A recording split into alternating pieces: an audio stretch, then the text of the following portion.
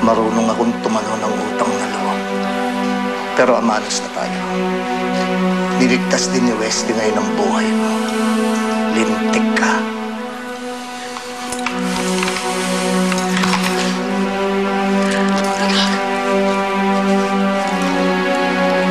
Sa susunod, hindi na kita sasantuin.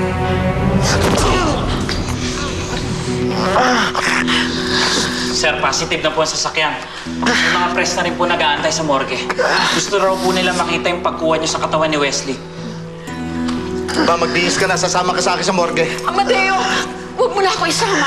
Ma, kailangan mo sumama para maging kapani-paniwala ang pagkamatay ni Wesley! Sige na, magbihis ka na! Sir! Sir! Isa ka pa! Ano yan? Telepono po. Si Atty. Angeles daw po. Sino? Atty. Angeles. Sabihin mo, mamaya ako na siya tatawagan. Pupunta pa ako ng morgue.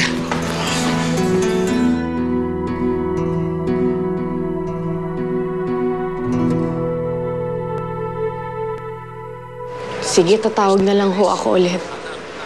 Salamat po. Si Amadeo Perez na nakulong noong Pebrero sa kasong illegal possession of firearms. At si Martin Caballero, isang convicted killer.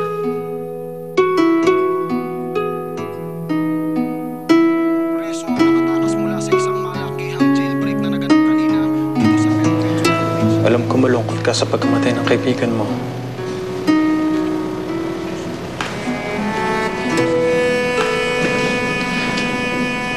Kahit pa sinabi mong galit ka sa kanya. Naalala ko lang yung huli namin pagkikita. Hindi ko man lang siya pinakinggan. Hindi ko siya hinayaang magpaliwanag. Nagsisisi ka ba? Hindi ko alam.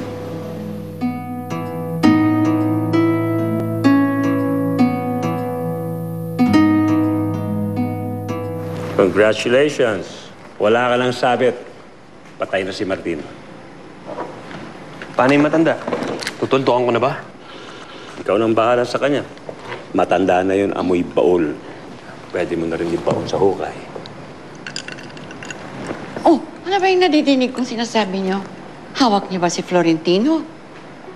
Kinailangan, Mama. Para kay Louie. Pero ngayon, wala na siyang silbi. Wala na rin kang pakialam sa witness na hawak niya. Pwede na rin siyang mawala. Hindi niyo gagawin yan. Kayo na rin ang nagsabi na wala na siyang silbi sa atin. So, ang ibig sabihin nun, hindi na siya magiging sagapa sa kahit na sino. Lalo tayong pag-initan ng mga tao, mga pulis, kapag nakita nila na wala na rito sa atin si Florentino. What do you suggest we do with him, Lola? Let me take care of him. Ako ang bahala sa kanya. Halika na. Opo, Senyora.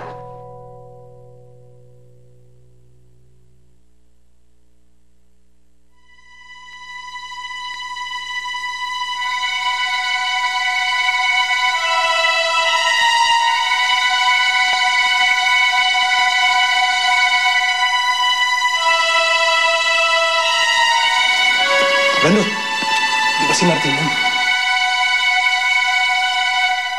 Oo nga, no. Tara, bulin natin.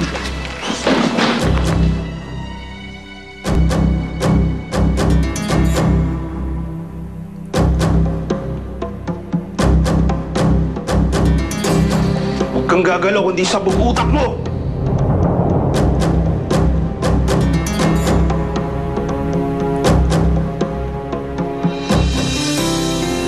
Dexter, pwede pakibilisan? Martin, huwag ang bilis ko ang problemahin mo. Ang intindi natin. You know, Nauwi na pala yung bagay niya rito. pupunta ako sa libing ni Martin. Ma, ba't pupunta mo ba yung taong yun? Halos mapatay nga ako ng taong yun eh.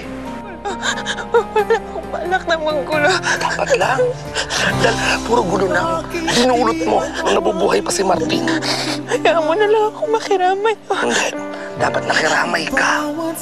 Nung kailangan ka rin, Martin. Wala nang tao dito ah. Dalawa lang ibig sabihin nito. Pinakawalan or Niligpit na nila lolo mo. Sa may kapal, makapit.